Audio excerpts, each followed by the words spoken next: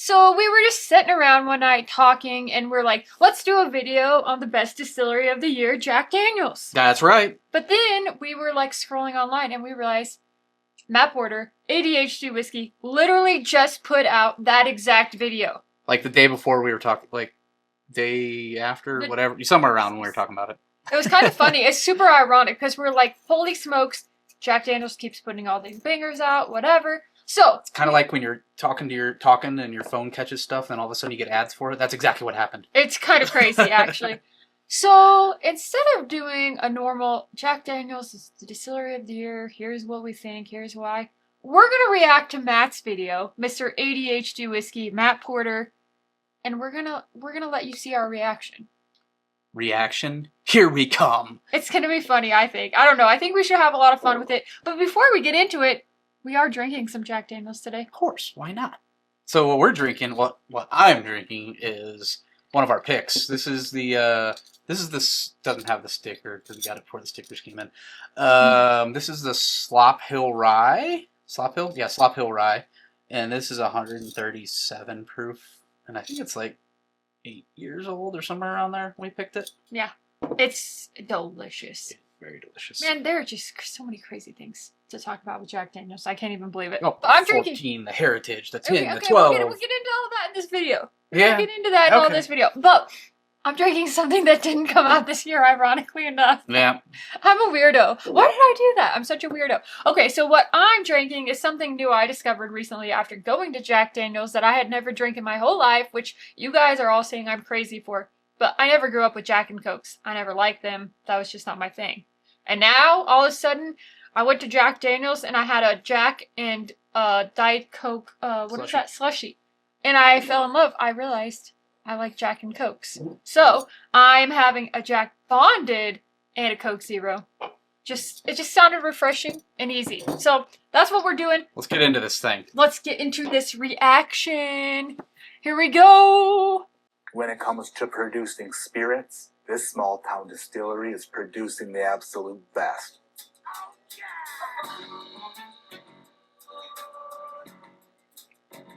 Ooh, welcome back to ADHD Whiskey. My name is Matt. Hello, Matt. Today, in this super spooky October episode of ADHD Whiskey, we're talking about November for us. The 2025 Distillery of the Year. And I know it's not the end of 2025 yet. I know that there's still time left in the year. I know that there are epic releases on the horizon this allocated bourbon season, but I don't think, and by don't think I mean I'm pretty damn sure, that there isn't a distillery in this country that can put out enough bangers to take the title away from my 2025 Distillery of the Year. Does it make sense to put this video in the middle of a... So, Matt, he hasn't alluded to it yet, but I guess he kind of has about Lynchburg, Tennessee, and Jack Daniels, and them putting out some bangers this year. I wholeheartedly agree. I can't think of really any other distillery that's put out as many bangers so far this year, or that will even be out this year. I mean, I guess Buffalo Trace with their antique collection, it's all like 5-6 bottles at once, but I don't even care. That's never gonna. So. It's never gonna live up to it, and I completely agree with what he said about like. We're in now we're in November. This was in October, but I think you could have even said in August or September that there was going to be no other distillery to top what Jack Daniels has done this year. I mean, Heaven Hill's done some banger bottles too. For sure. Heaven Hill always does. Buffalo Trace always puts out crazy stuff with the BTAC, but just throughout the year, just the amount of stuff. Good. Yeah, but yeah, that's relative. But I will say, if you did have to go with the number 2 distillery of the year. Don't say it now. Let's tell him at the end. Okay. We're going to tell him number 2 at the end. Right. Who does number 2 work for? Not you. October is super spooky scenario, not really. But also, this town is supposed to be haunted. It's supposed to be haunted, and it is a bit spooky. And do you know Jack Daniels is haunted? Or Lynchburg? Lynchburg? Again, foreshadowing. He's going to say that in a minute. But did you know it's haunted? I didn't know. But I think a lot of people think it is. Yeah, it could be. I don't know. I'm going to look into the history of Lynchburg, Tennessee. Apparently it is a ghost hunter destination. But like I said at the beginning, those spirits are playing second fiddle to the real spirits being produced in Lynchburg, Tennessee by Jack Daniels. I'm just going to rattle off a bunch of things that Jack Daniels has released in 2025. Have I seen all of these on shelves? No. That's the big issue. But 100% agree. If we could see them all on shelves, Yeah. we would be really happy. But then again, that's like every LE or any special bottle that gets released anywhere. So. That's true with any distillery. Yeah. for those of you who are able to get your hands on them, especially at their suggested retail prices, you're going to be a happy camper, a gleeful ghost hunter. You just kind of have to be like, damn, that's good shit. In 2025, Jack Daniels has released the 10-year again, the 12-year again, which are both phenomenal, and then they added the 14-year this year. So we have 3 age-stated Tennessee whiskeys that are just bonkers good. 10-year, 12-year, and 14-year. They just keep adding to their lineup, which is remarkable. Also, their barrel picks. I should have started here before I got into the age-stated stuff, but their barrel picks, especially the barrel-proof Tennessee whiskey and the barrel-proof rye, good grief. I picked a Tanyard Hill barrel-proof Tennessee whiskey and a Coy Hill barrel-proof rye this year. So we didn't try Matt's picks, but it's kind of funny he got a Tanyard Hill Tennessee whiskey because we also got a Tanyard Hill Tennessee whiskey that was 133 proof or something like that. I just finished a bottle recently and haven't opened another one.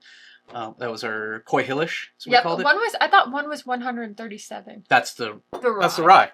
That's the Slop Hill here. The Slop Hill rye. But seriously though, you think of the 10, the 12, and the 14. Out of those 3, like I would still rank them 14, 12, and 10. Oh yeah. But last year the 10 was better than the 12. This year is the 12 is definitely back to its. I can't remember. I know. Good. Was it the 10 that was a little bit funky this year? It was a little bit. Yeah, I think so. There was something. It's still a banger. Oh, it's still so freaking good.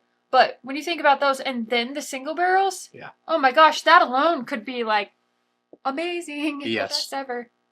That below the bricks or breaks or booze, they blow the booze out of most bourbons and ryes I've tried this year. And not to mention, they're extra affordable. Around $70 for each of these is like, you can't beat it.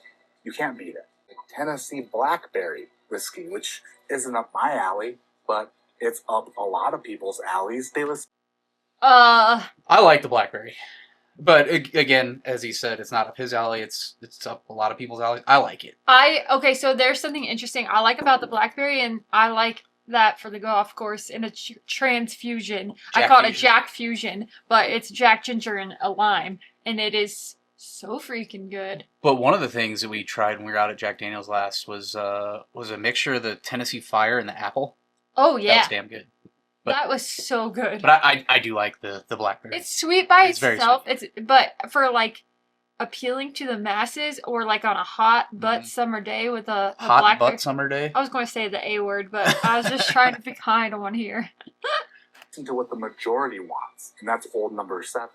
But then they also listen to like the niches and what the niches want. They cater to us whiskey nerds, and then they cater to like the, what would you call this? Like the social drinkers? The Jack Daniel's Blackberry? It just goes to show how much they're in tune with the consumer. In tune with the consumer. And they're just pumping out phenomenal shit, like constantly. Do I love this? Not really. My wife kind of digs it, and I kind of dig it when she drinks it. I dig it when you drink it too. Oh, do you? as Matt just did.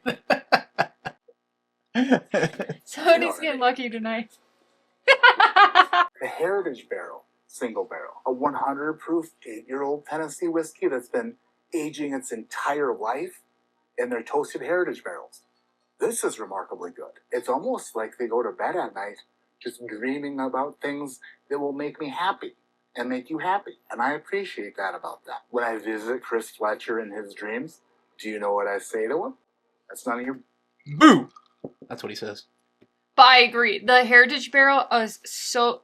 and that's going to be a permanent release nationwide. I hope we can find it on shelves more. I know people can't find it yet still, probably. Yeah. And that's the issue with every distillery. But I love the Heritage Barrel.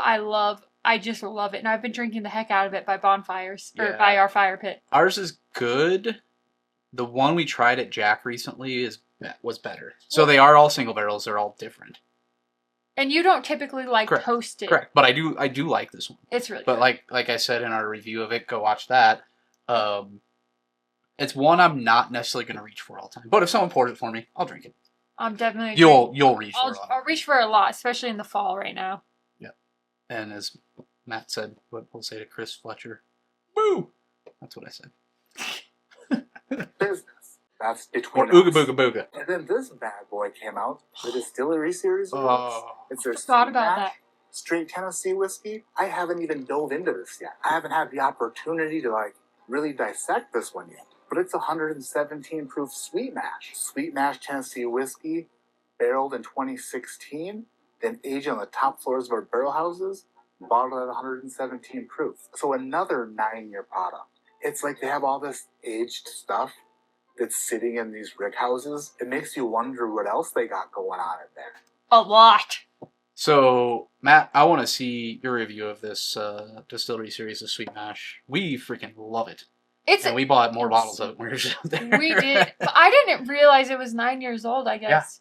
Yeah. That's crazy. It is so good. It's it's different than normal Jack.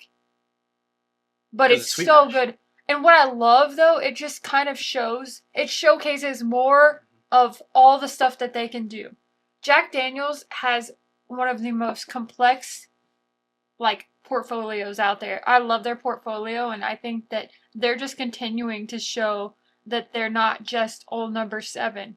And that alone is one of the most amazing, top-selling whiskeys in the world. Yeah, and what he's talking about in here with just the ultra age stuff they have, I think they're gonna do an 18-year eventually. I think when they released the 14, I think the oldest stuff they had was 15 years old. I think is what they said. Yeah. So there will eventually be an 18, and I think they're trying to do a 21 at some point, if I remember correctly. That'll be amazing. So there will another bottles we won't be able to find. But the thing is, what's even crazier is the differences between their different rick houses and stuff. You have they're Coy Hill. You have Tanyard Hill that has is literally going to be just as good. I think people also with barrel houses and things like that, people get caught up in the name, but don't get caught up in the name because there's so many different things on that property that are just and it's amazing. Just like Turkey seeing the Camp Nelson E, Camp Nelson B, Camp Nelson C, all this other stuff. Yes, they produce some good whiskey, but there's tons of brick houses that produce some great whiskey. Great whiskey. What the hell else do you got going on in there? Open up. Open up. I want to see what the hell else you got going on in there. Oh, there's ears. And then last, but certainly not least, is this. Their brand new Tanyard Hill rye, right around 9 years old, aged at the tippy top of Warehouse 1 on Tanyard Hill. These are all single barrels, ranging from 130 to 149 proof. The sample I have here is 145.9 proof. And good grief and good gravy. Shall I pour some? Yes, you should. It's so freaking good. Yeah, it's so good. So we're not going to go over, I guess the rest of this video is Matt doing a review of the Tanyard Hill Rye. If you want to see our opinions of it, go watch our video. But just we want to do a kind of quick, I guess, our commentary to some of the stuff Matt said with this, and 100% agree with everything he said. Yeah. I don't necessarily want to visit Chris Fletcher in his bed or whatever it is. In his dreams? Yeah, in his dreams. That's what it was. And say, not in his bed, I hope. Oh my gosh, no. I do completely agree with Matt. There's no way you could say that any other distillery is number 1, in my opinion. That's our opinion. This year For They put 2025. out some bangers this year. So many. Just when you think they're done, there's bam! Let's have Tanyard Hill. Bam! Let's have the Sweet Mash. Bam! Let's have the Heritage Barrel. It's crazy. So many bangers. And everything has been good. There's not been one I've been all of them have been how do I find you? Yeah. How do I hunt you down and get you in my belly? That's what I want to know. I want all of them. Yes. Someday. So, what you alluded to at the beginning of the video, what would be your number 2 distillery for 2025? So I had to go back and forth on this for a second. Okay. Because I've had, I think there's still time for both of these distilleries to put something. I have 2. Okay. Because 2 for my number 2 spot. Because I think there's still time for me to try products from them before the end of the year, and Okay. I could change my mind. So my other two are tie between Wild Turkey and Heaven Hill. So Wild Turkey, I don't think they're releasing anything else this year. They got the Camp Nelson E that they just released. They have Beacon. Beacon's really good. We haven't had Camp Nelson E yet. What else did they? They did the 101 8-year this year. I don't think they released. They did the 13 this year. Yeah, which I'm just saying, I haven't. 15 was last year. Last year, yeah, 13 this year. So there've been so many of things that I haven't got to try yet. Yeah. I was gonna say real quick. Heaven Hill, they did the Unity. Is it the Unity? Yeah, the Unity. They had the VVS 11. They had Parker's. They had The 7-year bottled and bond. The 7-year bottled and bond. Old Old Fitz bottled and bond. I know they had. They just released that William Heaven Hill 19-year at the Distillery. And Man, I want that bottle. And their normal Elijah Craig barrel proof releases. Those haven't been the best this year. I mean, they've been fine. It's nothing like a C923. We haven't tried B or C yet. I thought we tried B. But either way, I don't think they're going to touch what C923 did. Right. So yeah, I would say Heaven Hill would be second. I think I could agree with you there now that you kind of made it clear. What about Penelope? Man, Penelope, like, if we're going off They've released a lot. Non-legacy, we haven't liked all of it. But they have released stuff that has pleased every single whiskey drinker. Yeah. Not everything has, but there's something that has matched every palate. And I think I think Penelope could be right up there. With the estate collection, the 3 or 4 different releases. They had the Rio this year. All the old fashions they did this year. The Valencia. The marshmallow toast and all the other stuff. They're just doing some fun experimental stuff, but still letting the whiskey shine through. And I mean, I think obviously you're going to have some products that the whiskey isn't going to shine through as much, but I completely agree with you. I don't even know if you can call Penelope craft. No, it's a heritage distillery. To me, it's a heritage distillery with having MGP. Okay. They've been around for a long time. I find that really interesting. They've been around for a long time. They have been around for a long time, but like when I think of legacy, I think of Jack Daniels, Jim Beam. You know, that's another. Jim Beam has put out they put out some good stuff this year. I think they could be talked about as well. Yeah. But anyway, that's kind of our hopefully good reaction to what Matt said about his 2025 Distillery of the Year, Jack Daniels. Let us know in the comments if you agree with us, if you agree with Matt, and if not, tell us what your Distillery of the Year would be. We're super curious to know. And that's all we've got. Make sure you subscribe to Matt's channel, ADHD Whiskey. Subscribe to ours, The Average Drinker. And hope you have a very wonderful day. I'm Dara. I'm Bill. We'll see you next time right back here on The Average Drinker.